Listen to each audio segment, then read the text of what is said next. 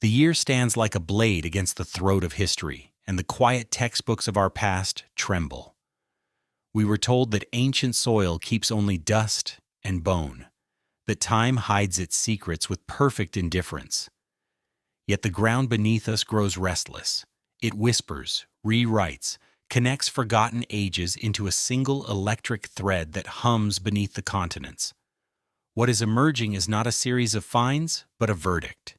The old world is cracking, and the cracks glow from within. Tonight we open files that were never meant to be opened, recall cases museums tried to bury, and reveal 7 discoveries that promise to overturn history itself until the moment they were exposed as fakes. Or so we were told. Beneath the collapsed Bronze Age storage chamber at Tel Matar, catalogued as Stratum 4B and considered perfectly sealed since 1600 BC, the excavation began as a routine clearing of grain vessels. The air was dry, predictable, archaeologists bored enough to argue about pottery typology. Then a metal glint appeared under hardened silt, dismissed at first as a broken chisel blade.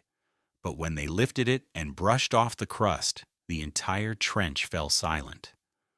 What lay there was a 3-centimeter steel gear segment, cut with uniform machine teeth indistinguishable from mid-20th century milling tools, yet encased in sediment dated by OSL to at least 3,500 years old. Skeptics cried contamination, but the chamber's seal was unbroken and the gear itself carried mineralization impossible to fake. And so, the riddle stands. If this is a simple tool fragment, then it is the most flawless accidental mechanism forged a millennium before machinery existed.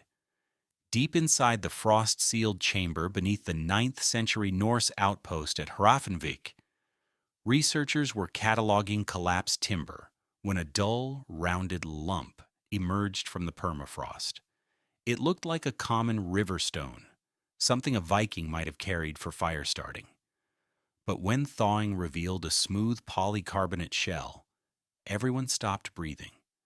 Under the microscope, it showed layered machining identical to modern optical housings, yet the surrounding ice core, dated through D18O analysis, had not melted for 11 centuries. Doubters insisted it was a dropped tourist gadget, but the chamber's entrance was blocked by a roof collapse documented in 1894, long before synthetic polymers existed, and the object bore microcracks filled with ancient sediment. Official statements called it a misinterpretation. Still, the question lingers in the cold. If this is a harmless trinket, then it is the most precise imitation of future materials ever frozen centuries before their invention. In the sealed sub-basement of the Abbasid-era library ruins at Al-Qadima, archaeologists were sifting through soot-blackened parchment when a small metallic plate was pried from under a collapsed shelf. At first, it resembled a corroded manuscript clasp, nothing more than routine debris. But once cleaned, its perfectly etched grid of parallel copper traces emerged, identical to the layout of a primitive circuit board. Radiocarbon tests on the surrounding burn layer placed the room's destruction around 1047 AD, and the plate itself showed oxidation consistent with centuries underground. Critics declared it a prank, yet the chamber's doorway had been fused shut by the fire, and earlier surveys confirmed no modern access. The engravings matched no known decorative style.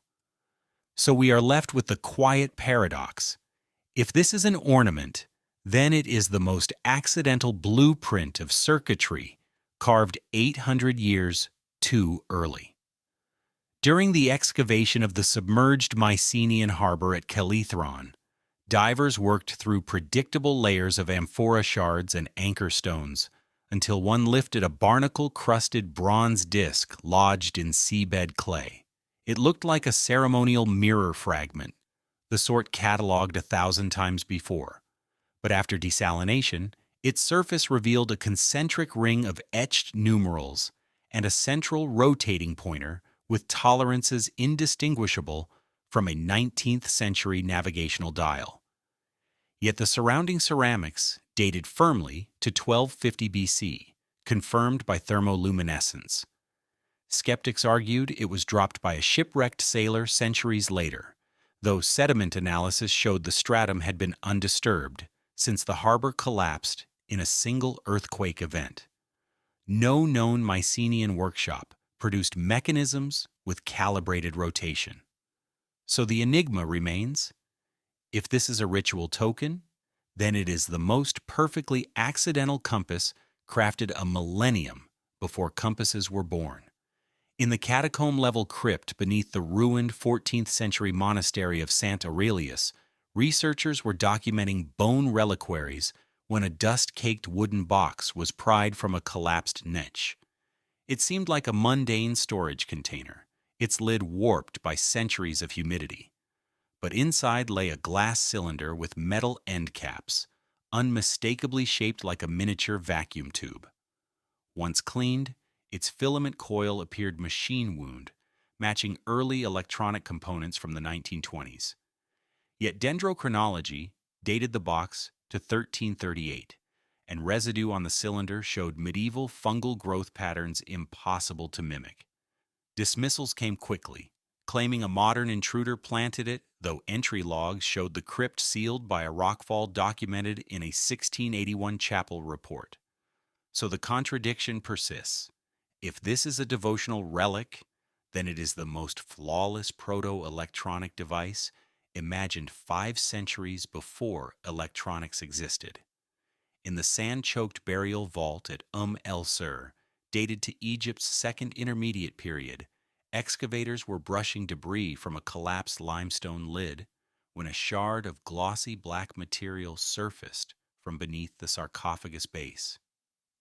It was assumed to be obsidian, a common grave inclusion. Yet when rinsed, the fragment revealed a perfectly curved contour, its surface polished, like synthetic resin. Under spectral analysis, it behaved like modern acrylic, complete with refractive properties identical to polymers created in the mid-20th century. The surrounding burial plaster, however, was intact and undisturbed since roughly 1650 BC. Critics waved it off as contamination, but the vault's entrance had been sealed with gypsum mortar that hardened into an unbroken shell, and the shard bore micro-scratches filled with ancient dust. Thus, the riddle survives. If this is a simple talisman, then it is the most precise foretelling of plastic crafted 3 millennia before plastic was conceived. Inside the avalanche-buried 12th century hermitage of Monte Verno, archaeologists were clearing soot and splintered rafters when a dull copper lump was pulled from beneath the altar stones. It looked like a prayer weight, something monks used to pin parchment. But once the corrosion was lifted, a lattice of tiny aligned rods appeared inside it, arranged with the same geometry as a telegraph relay core from the late 1800s. Soil analysis dated the surrounding collapse to 1179, and the object carried mineral patina consistent with centuries underground. Skeptics muttered about a planted forgery, though the hermitage had been sealed since a rockfall recorded in papal archives, and the lattice cavities were filled with medieval mortar dust. So the puzzle holds its breath in the dark. If this is a monastic ornament, then it is the most accidental electromagnetic echo crafted 700 years before electromagnetism had a name.